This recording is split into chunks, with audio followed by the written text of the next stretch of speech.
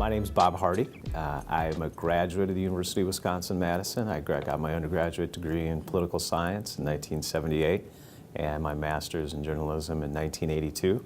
I'm a Madison native, so I grew up around the university, and right now I run my own marketing communications consulting firm in Atlanta, Georgia. The most important thing I think my liberal arts education did for me is going to sound extraordinarily simple, but it taught me how to think. And it taught me how to think in a very critical and inquisitive fashion.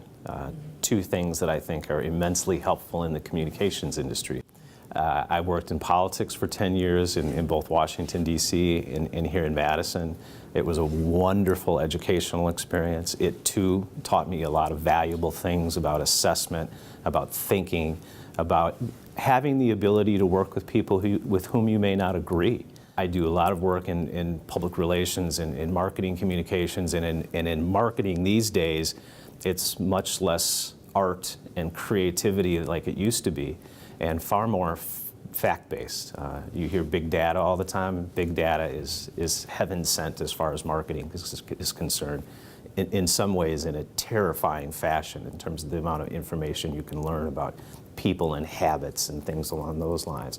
So I do a lot of research. I spend a great deal of time interfacing with my clients. This morning I have a client in Saudi Arabia. I had an 8 o'clock call in Jeddah, Saudi Arabia, with my clients to talk a little bit about what their expectations were for a consulting engagement that I have with them there.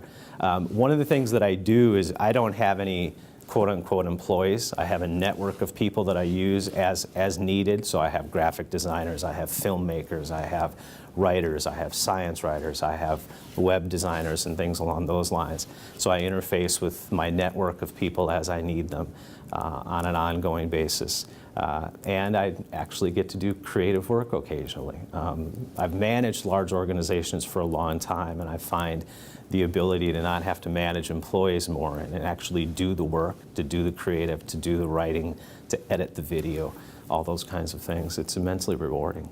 People comb social media religiously. One of my clients is an executive recruiting firm.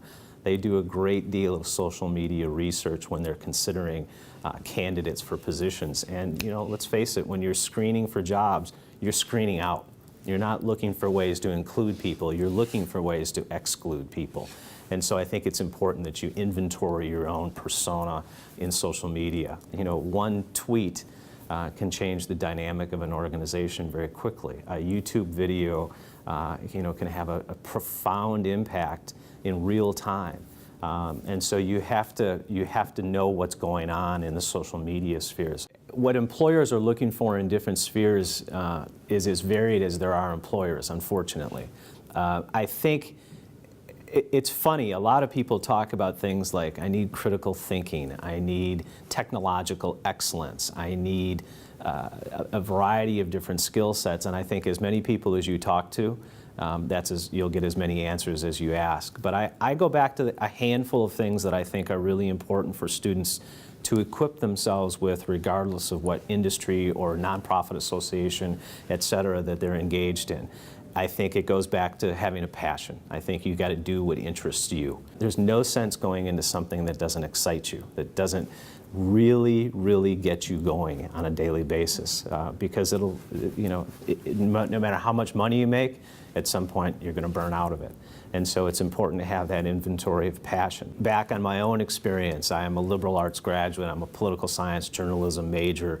I was working in the Wisconsin legislature when computers were just coming into vogue, and I decided I really needed to have computer education in order to understand these things.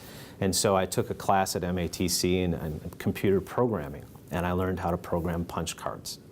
And I spent a lot of time that semester learning how to program punch cards. And that was useful to me for about 15 minutes. Punch cards no longer exist, but my knowledge and my ability to learn and my ability to integrate a lot of different information and to put it in the context of the people for whom I serve is immensely valuable.